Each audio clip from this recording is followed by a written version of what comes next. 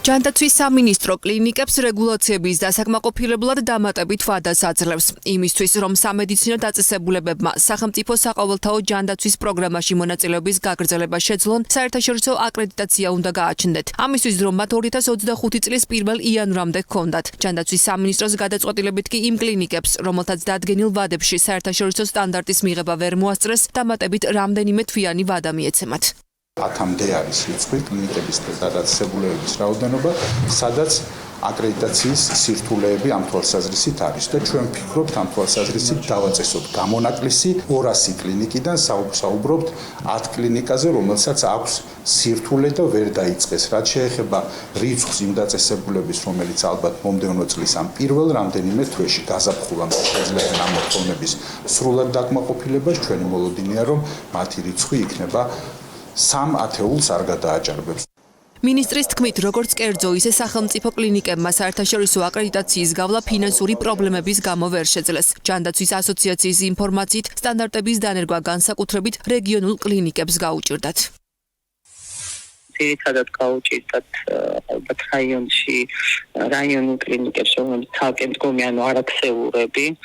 იმიტომ რომ თვითონ ამ პროცესს საკმაოდ ესეთი სერიოზული ადამიანური რესურსი ჭირდება ფინანსურის გარდა და ჩართულობა და ამის ცოდნა და უნარები ხო და მოსაოდნელიც იყო რომ რაღაცა კლინიკები სავარაუდოდ გაუჭირდებოდა. თუმცა დაწყებული აქვს პროცესი რამდენადაც ჩვენ ვიცით.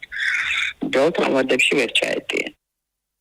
რეგულაციის შესრულებისთვის სამინისტრო საგამონაკლისო წესს ადგენს ასევე იმ ფარმაცევტული კომპანიებისთვისაც, რომლებიც ექსპორტს ახორციელებენ და რომელთაც GMP სტანდარტის დასაკმაყოფილებლად დრო 31 დეკემბრის ჩათვლით ჰქონდათ. ჯანდაცვის მინისტრი ამბობს, რომ მაქსიმუმ 1 წლიანი საშეღავათო პერიოდი ექნებათ კომპანიებს იმისთვის, რომ მოთხოვნილი სტანდარტი დაანერგონ.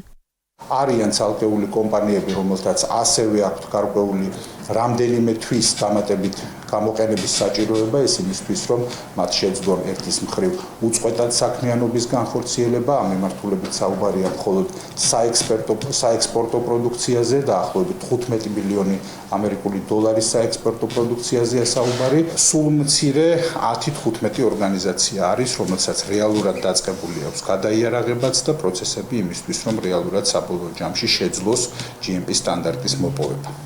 აი ამისთვის გათვალისწინებული გვაქვს არა მექანიკურად გადავადება, ეს არ გადაგვივადებია, არამედ გვაქვს შესაძლებლობა, რომ დაწესდეს საგამონაკლისო კონკრეტული გეგმა, არაუმეტეს 1 წლიანი ვადით.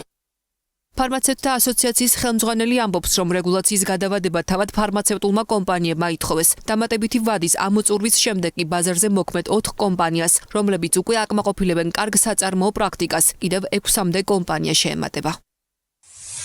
ექსპორტიო კომპანიას მიეცათ კიდევ საშუალება და დრო იმისა, რომ დააკმაყოფილონ GMP სტანდარტით და ეს ეტაპობრივად მე როგორც მომთ ინფორმაცია თითოეული კომპანიისათვის ცალკე შედგება დადგინდება უпростоრად ეს ვადები, ვინ რომელთაც უნდა დააკმაყოფილოს GMP სტანდარტი და ასე რომ ყოველ ექსპორტში გაკონტროლდება, როგორ ასრულებენ გეგმას და ალბათ საბოლოო ჯამში მივხვდით იქამდე, რომ არსებულ 4 GMP სტანდარტის მქონე ქარხანას წარმოებას კიდე დაემატება 5-6 ესეთი კომპანია.